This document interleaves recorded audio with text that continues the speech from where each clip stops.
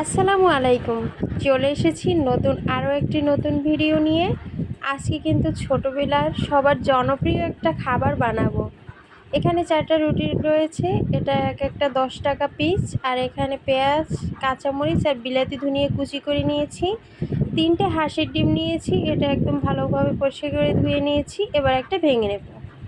ভেঙে নেওয়ার পর এর ভিতর দিয়ে দেব বিলেতি ধনিয়া পাতা, আর দিয়ে দেব অল্প 2-1টা কাঁচামরিচ কুচি, আর এর উপর দিয়ে দিয়ে দেবো একটু বেশি পরিমাণেই পেঁয়াজ কুচি, আর দিয়ে দেবো সামান্য পরিমাণ একটু লবণ, পরিমাণ মতন। এটা ফেটিয়ে নিয়েছি আর একটা কড়াইতে কিন্তু এভাবে ভেজে নিচ্ছি। এটা বানানো খুবই সহজ, এটা মোটামুটি সবাই খেয়েছেন। আজকে বানালাম তাই আপনাদের কাছে শেয়ার করলাম। ডিমটা এভাবে ভেজে নিলেই হবে, এর চেয়ে আর ভাজার বেশি দরকার নেই।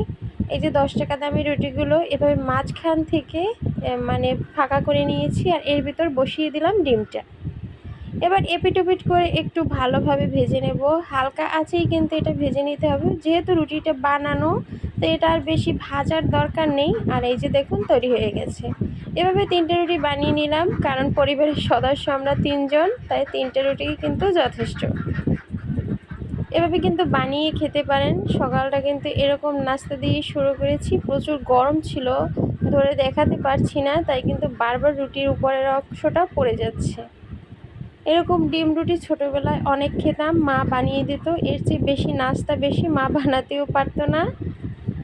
আর এদিকে কিন্তু মাছ এনেছে, অনেক পরিমাণে মাছ। এখানে 800 টাকার মাছ আছে, শুধু টাকাই দেখা যায়, কিন্তু মাছ কিন্তু অতটা দেখা যায় না। কিছু পাবদা মাছ, তবে পাবদা মাছগুলো প্রচুর পরিমাণে তাজা ছিল। আর রয়েছে ফাহা মাছ, আমাদের দেশি মাছ বৈরাগী, এগুলো খেতে কিন্তু খুব ভালো লাগে। আজকে যা যা করেছি তাই কিন্তু আপনাদের কাছে শেয়ার করলাম। আজকের জন্য এ পর্যন্তই। আল্লাহ হাফেজ।